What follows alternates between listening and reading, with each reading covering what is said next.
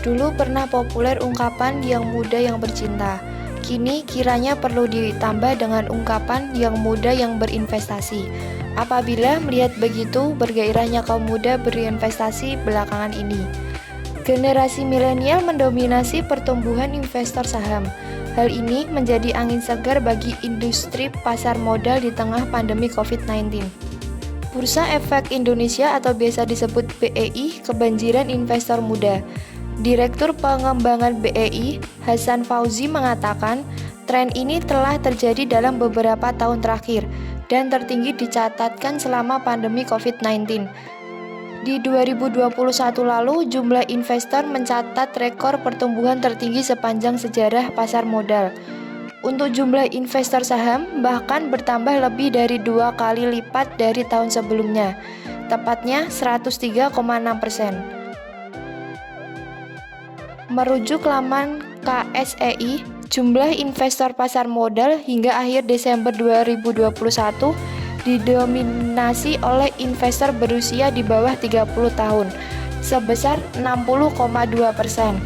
Disusul investor dengan rentang usia 31-40 tahun, 21,46%. Usia 41-50 tahun, 10,45%. Sisanya investor usia 50-60 dan di atas 60 tahun masing-masing 5,16% dan 2,91%. Di sisi likuiditas, pasar juga mencatatkan kinerja serupa. Aktivitas transaksi di bursa juga meningkat dari tahun ke tahun. Hal itu dicerminkan oleh rata-rata nilai transaksi harian atau biasa disebut RNTH yang mencapai 13,47 triliun pada tahun 2021. Naik signifikan yaitu 45% jika dibandingkan tahun sebelumnya di angka 9,21 triliun per harinya. Berinvestasi kaum muda yang besar ini memang memunculkan rasa optimis kesejahteraan penduduk di masa mendatang akan lebih baik. Namun, di sisi lain, mereka rentan menjadi sasaran entitas investasi bodong. Dan kebijakan pokok di bidang investasi yang berlaku saat ini. Setelah jatuhnya rezim Orba, pemerintah melakukan pembenahan terhadap kebijakan dalam undang-undang di bidang investasi untuk menciptakan investasi yang baik. Antara lain, yang pertama, menyederhanakan proses dan tata cara perizinan dan persetujuan dalam rangka penanaman modal. Yang kedua, membuka secara lebih luas bidang-bidang yang semula tertutup atau dibatasi terhadap penanaman modal asing. Ketiga, menawarkan berbagai insentif di bidang perpajakan dan non-perpajakan.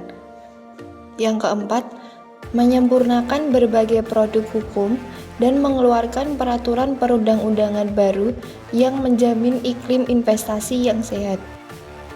Menyempurnakan proses penegakan hukum dan penyelesaian sengketa secara efektif dan adil. Yang keenam, meningkatkan pengakuan dan perlindungan haki. Yang ketujuh, membuka kemungkinan pemilikan saham asing yang lebih besar. Dan yang terakhir, menyempurnakan tugas wewenang instansi terkait agar dapat memberikan pelayanan yang lebih baik. Dalam upaya untuk menyempurnakan hukum dan kebijakan investasi, kiranya diperlukan observasi yang mendalam agar dapat membentuk paradigma baru dalam bidang hukum investasi, antara lain perubahan lingkungan internal.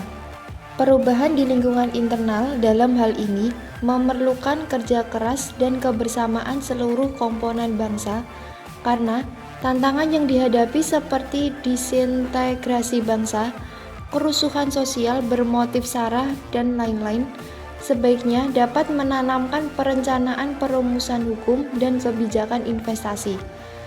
Lingkungan eksternal. Dalam era globalisasi, kita harus siap mengantisipasi isu-isu global yang berkembang. Hal lain yang gak kalah penting juga seperti jaminan mutual investment, guarantee agreement yang bersifat timbal balik, dan lain sebagainya.